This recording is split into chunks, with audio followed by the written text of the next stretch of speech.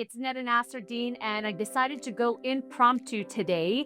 So, I'm having a lot of conversations with executives, with leaders in various cities and provinces from Canada to United States of America. And every season, there tends to be a reoccurring theme in the conversations that I'm having and some of the challenges that I'm hearing. And so one of the challenges that I'm hearing quite often in the last few weeks is around leaders giving performance reviews to their team members and executives being concerned with the leaders conducting those performance reviews because of a lack of transparency and the inability to truly provide the feedback that is needed. So today I want to jump into this topic a little bit more. I'm going to provide maybe one or two strategies. Again, this is impromptu based off of what I'm hearing. But before I jump in, if you're new to the Rise Up For You community, welcome. My name is Lena Nasserdeen. I'm the CEO and founder of Rise Up For You, and we get the greatest honor of coaching, training, and working with executives and their leaders around the world to enhance performance, company culture, and overall leadership with the skills that truly matter that we rarely get taught, and that is the soft skills. We focus on 4 primary soft skills: self-confidence, emotional and social intelligence, transformational leadership, and influential communication. Everything from big tech to nonprofit organizations, our goal is to help support you and your team become optimal by learning and truly embedding and executing with these skills. So again,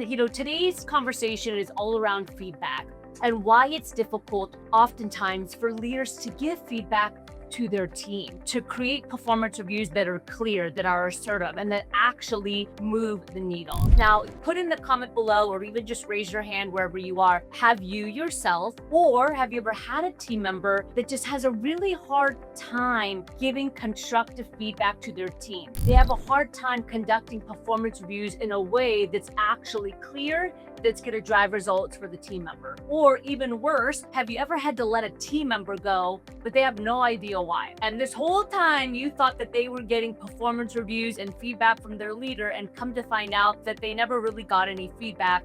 So when you had to let them go, or when they were terminated from the company, they were confused as to why they were terminated. Have you ever sat across from somebody that was looking at you like a deer in the headlights that thought, I thought I was performing well this whole time?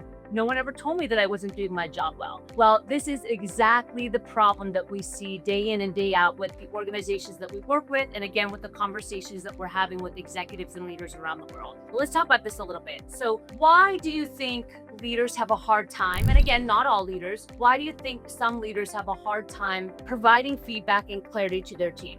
Is it because they're over empathetic? Is it because they don't want to hurt people's feelings? Is it because they don't want to sound harsh? Well, it's all of the above. But at the core of it, a lot of times when we work with leaders, we find out that the true core of why it's hard for them to deliver feedback is one of 2 things. Either one, they have a people-pleasing concept, which all comes down to self-confidence, meaning that they want to be liked as a leader. And who doesn't want to be liked, right? I mean, we'd rather be liked than be hated. But there's times where leaders want to be liked so much that they're afraid to have those critical conversations, or they're afraid to say the thing that might make them feel like they're a bad person. And so they steer away from the conversation, they stay away from the conflict, and they are afraid to have the conversation that actually moves the needle, that lets the team member know what they need to work on and what's not working. And so, believe it or not, self-confidence is one of the biggest challenges we see in the workplace today, and people-pleasing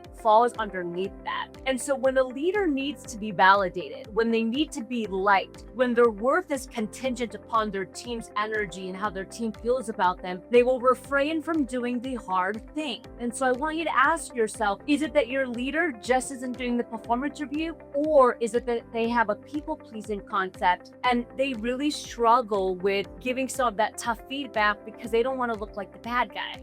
Right? They want to be the loving leader, the kind leader, and the supportive leader. So that's one challenge that we see. The second challenge that we see is the definition and understanding of empathy. Now, I'll be very transparent. In the last few years, empathy has become so extreme. It's become a buzzword. We've seen it all over media, and it's really become very mainstream. But the challenge is that empathy has become so far extreme that expectations and standards have become lost, and they've become vague.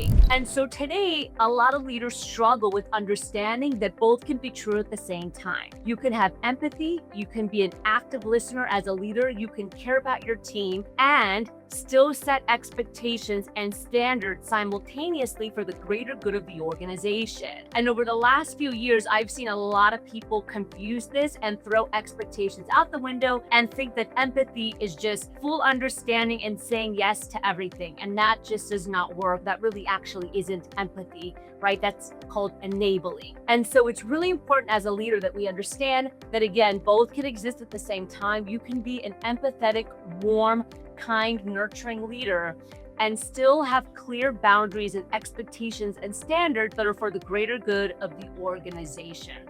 Very, very important. And the third challenge that we see, so remember I originally said two, but the third one popped in my head as I was talking, is the language around how to do performance reviews. So a lot of times people don't even know where to start, or they don't even know how to find the language to begin the conversation around a performance review. And this is all about communication and influence. So we think that all these things are just super easy, but nobody ever teaches you how to phrase the leadership language, or that when you're doing a performance review and it feels a little bit tense, what language to use, what language to stay away from, how to deliver in a way that's empowering versus delivering in a way that's crushing. And so if I were to take two people right now and put them in the front of the room and have them do a conversation, most of the time they're going to stumble over their words, and they're not going to have what I call the back pocket languaging to eloquently deliver a performance review. And this is why when we do our trainings, for example, if we do a leadership training or if we go on site and train a team, we only teach about 40% of the time. The other 60% of the time is simulation. It's taking people, putting them in front of the room, running scenarios with them so they can start to understand and learn the language of a leader in the moment that's stressful, right? In the tense moment. That's what soft skills is about. Being able to execute in the tense moments and the moments that feel overwhelming, being able to stay cool, calm, collected, and execute as a leader, right? And so a lot of times, again, we just don't have the language. So we're looking at this performance review and we say, okay, I need you to work on this, I need you to work on this, and they stumble over the words and then it comes off harsh. And remember, if we want to be empathetic, then that harshness feels bad to us, versus being able to have the language and say, I want to let you know you're doing a great job. I have some forward feedback for you. These are things that I would love to see us work together on. I'd like us to tighten the communication with clientele. I'd like to see a little bit more motivation between A, B, C, and D. And absolutely, I would love communication to grow between you and the other team members. Collaboration is critical here in our organization, and I want to see more of that. Here are the things that I want to support you with to make sure that point A, B, and C come to fruition in the next 6 months, so on and so forth. So you see, I kind of just like whipped that out of my head, but that's because I have the language, and I should, I do this every day. But these are the things that we have to teach our team member. Doing performance reviews is never easy, especially when you care about the person and you believe that the person adds value, but they are absolutely necessary, not only for you as an organization, but for the well-being of the employee. I can guarantee that your top performers, they want clarity. They want to know what they could work on. And if they're flying blindly and then all of a sudden feel that their leader is upset with them or tense with them, then that's the kind of thing that impacts their mental well-being and their ability to perform well and to be a high performer in the workplace. So I hope that all helped. Again, this is a very impromptu video. Maybe I'll do more of these, kind of just based off of the conversations again that I'm having with leaders in the communities and executives, and of course our clientele. If any of this resonated with you, please share, because I know there's a lot of us out there that, we're getting into performance reviews here at the end of Q1, or maybe you don't do them with your company at all. This is the perfect time to start thinking about it. But if this resonates with you, please share it with your team. And if you think that we can support you with some leadership training, executive coaching, emotional and social intelligence, influential communication training, I'm happy to jump on a call with you and explain a little bit more about what that looks like and how we can support you. Again, we've worked with everything from Fortune 5 companies to nonprofits. We're nimble, we're agile, we're diverse, and our mission is to support you. We are obsessed with creating transformation, and we truly believe that the soft skills are the way that we are going to do it. Thanks for joining me today. Again, don't forget to share. And feel free to head over to riseupforyou.com, learn more about our company, shoot me a message here on LinkedIn, and I'll get back to you. See you soon. The world does not need more managers. It needs transformational leadership. Leaders who inspire ownership, create clarity, and build cultures where people do their best work. At Rise Up For You, we coach and train leaders to move from command to commitment, from compliance to true engagement. So if you're ready to move from a transactional leader to a transformational leader, book a call below. We'd love to support you, learn more about your goals, and share with you how we are helping leaders around the world elevate their team, their performance, and their personal leadership skills. The call is completely free, and we'd be honored to learn and share more about how we can help you get to the next step as a leader, because the world needs you now more than ever.